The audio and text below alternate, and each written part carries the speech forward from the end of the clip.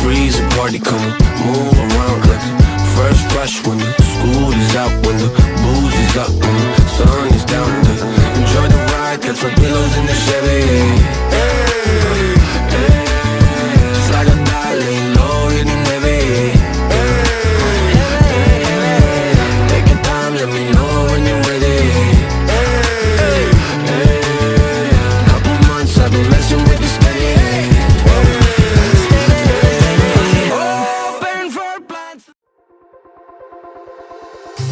Wherever we go,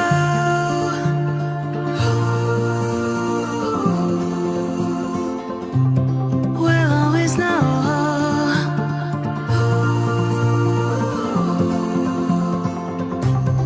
From the highest mountain to the bottom of the ocean, yeah. Our song is running like a river. Let the current take us there. We've got the melody to set us free, singing destiny. We've got the melody to set us free, singing destiny.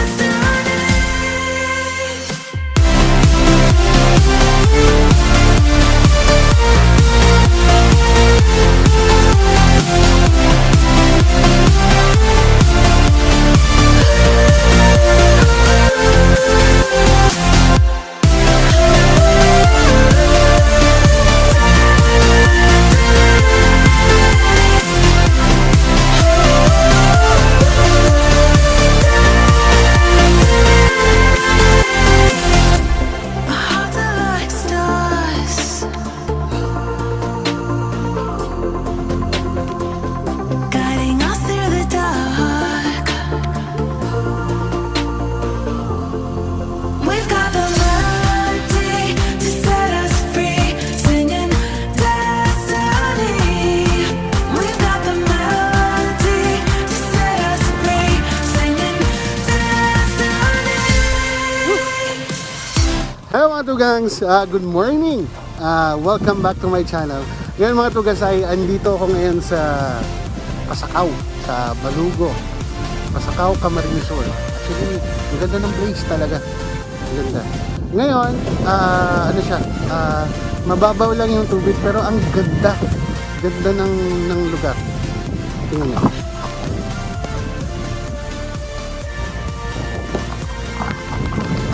Ngayon kasama ko mga kaibigan ko, sila Chris, sila Marlon, sila Wawi, sila Bobby, saka si Sarah. Nandun sila. Nagkayayaan lang kagabi, nagkabiglaan lang na pumunta daw ng Pasakaw para mag-swimming. So, yan, andito na kami. Sana mag-enjoy kayo habang pinapanood tong vlog namin. Yan o, mangroves. Ganda. Saka ito yung yung mga corals, yung mga bato. Kasi masyadong mababaw ngayon. Ayan. Hanggang dun. Pag malalim yung tubig, hanggang dun sa may kubo na yun. So ngayon talaga, wala talagang tubig. So baka mamaya pang gabi. Pero hanggang hapon lang kami dito.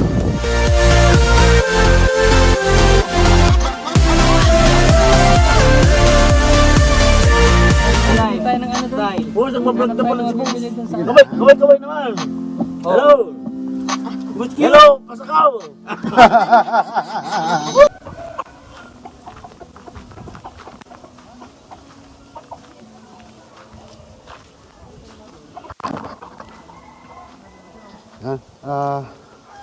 Bili muna daw kami ng isda sa palengke kasi para makapag-lunch na at maya-maya makapag-swimming na din. So, ayan, kasama ko si Chris.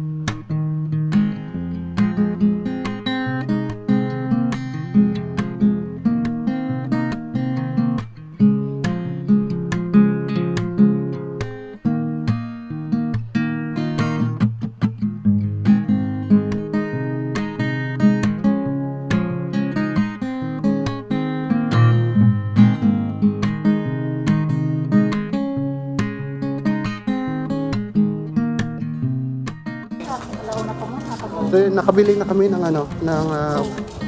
isda saka pangpansit.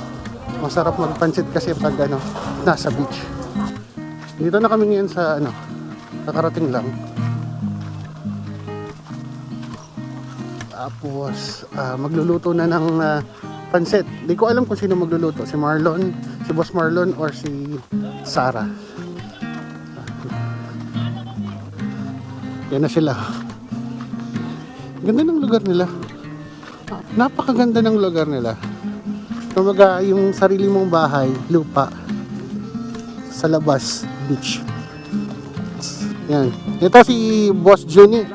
Yan. Ito si Boss Marlon, si Boss Wawi. Boss Bobby. Yan ang pinakagwapo namin kasama. Yan pinakagwapo namin. Yan ang dancer namin. Bobby Di Guzman. Bobby Di Guzman. Yan. Boss, may pangpansit kita. Asalon pa rin. Pwede man, gusto mong asalon ng pansit, may problema. Let's eat. Ay, kakain muna daw. Kumain na kayo? Saan malagyan kanin? Dito, nilagay ko. Nandito yung family ni Boss Marlon. So hindi ako masyadong makapag-vlog dun sa area na yon kasi may mga talagang copyrighted songs na baka, alam nyo na, baka mawala yung ads ko. Yun, may tumutulong sa amin pagluto ng pansit. So yung tito ni Boss Marlon saka yung pinsan, yan, si Sir Freddy. Boss Chris, ang kagandaan dito, bro. Alam mo yung tayo 'di ba usually sa mga city, nagpupunta tayo ng ganitong area kasi para pang-relax. Sila tito, bahay niya na mismo to, oh. Lalabas lang, beach na. Yan ang kasarap po.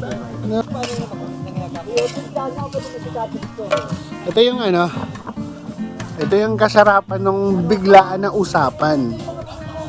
Nangyari kasi kagabi, nagkakakwentuhan, nagkakaroon ng konting inuman. Sabi nila is, ano kaya ako mag-swimming? Actually, ako ang may pasimuno nitong swimming na to.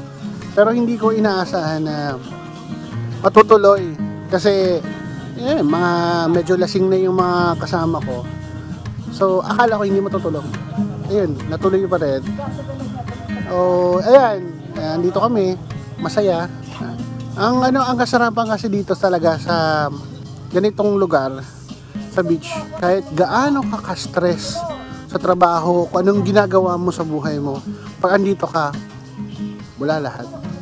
Talagang sobra. Kaya nagpapasalamat ako dun sa family ni Boss Marlon na nag-welcome sa amin dito. Private lang naman to, hindi naman talaga to beach resort. Sariling lupain nila to. So, sobrang salamat talaga sa pag-accommodate sa amin dito sa tropa. So yun, talagang sobrang happy yung Sunday ko dito pagpunta dito sa Pasakaw, sa Balugo, Pasakaw, Camarines.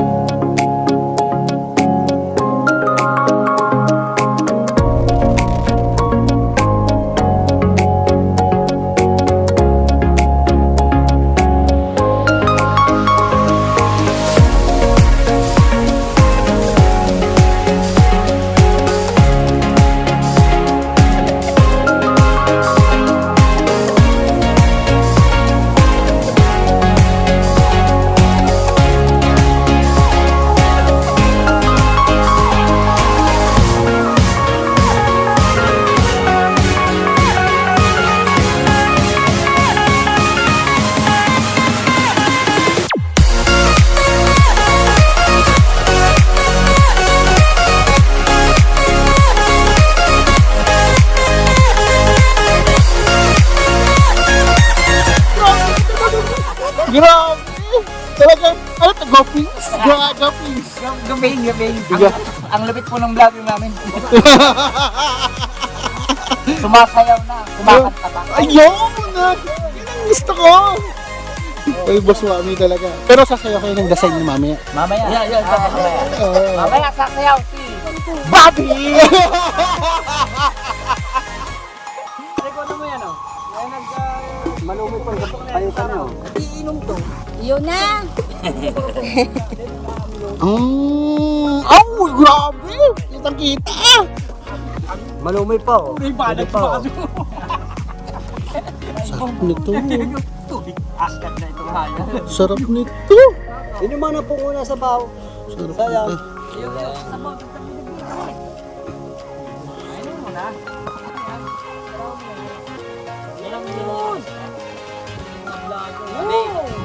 Manilugan ka rin tulak na dyan ha. Pag kinulugan akong tulak, CR.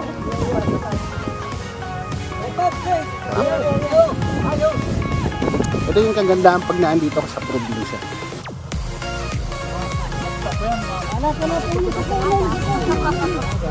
Uy, mahal kaya ito sa Naga. Ito ang tunay na probinsya. Hindi si Carlo Dalisay. Naga? Ang tunay na probinsya. Chris, magkano ba to sa ano? Magkano ba to sa Naga City kung magbibili ka ng buko? 25? Talaga? Tapos dito libre lang ano? Makita mo naman yung chip ko.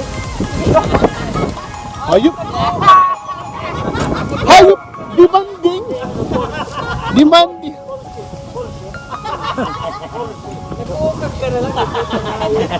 Nagpapalipot na sana, pero naging na pa. Inabot ka ng C5, inabot ka ng C5 ka lang. Yung pag naging di na. Ayun mga tugangs, update lang. Nagkaroon ng biglaang desisyon.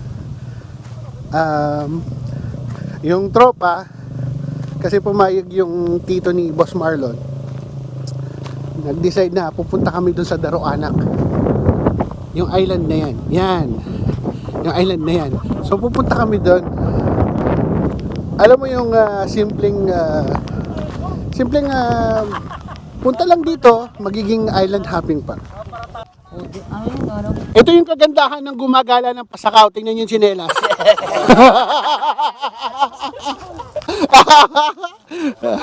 Diba? Yan talagang napapala ng gala. Yan. Ganda ng tsinelas eh. Pares na pares eh. Nakasasawa.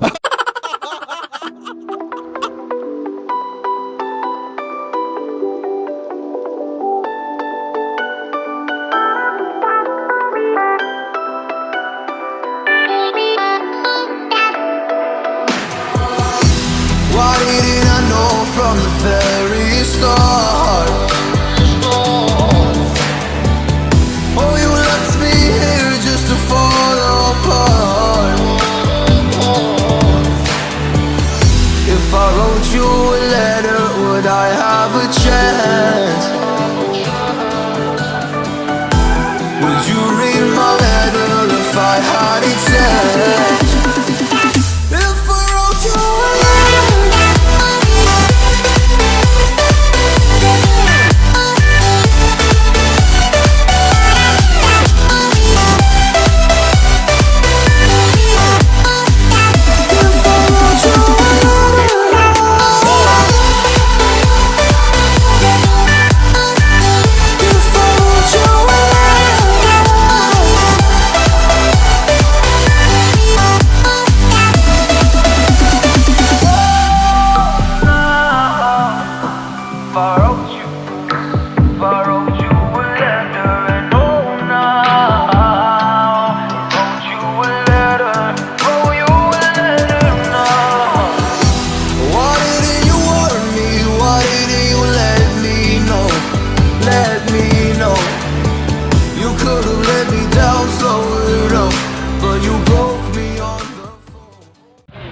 Ayun, first time Daroanak Island dito sa Pasakaw. Ewan ko lang kung naririnig nyo ako pero sobrang linaw ng tubig dito. The best.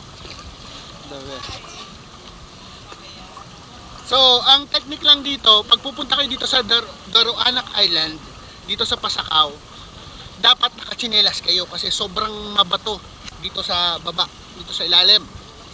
Yan yung kahabaan ng Pasakaw Camarinesor. Yan. Ito yung part ng Balogo. At yun yung part ng Balatan. Ang ganda dito. Sobra. So,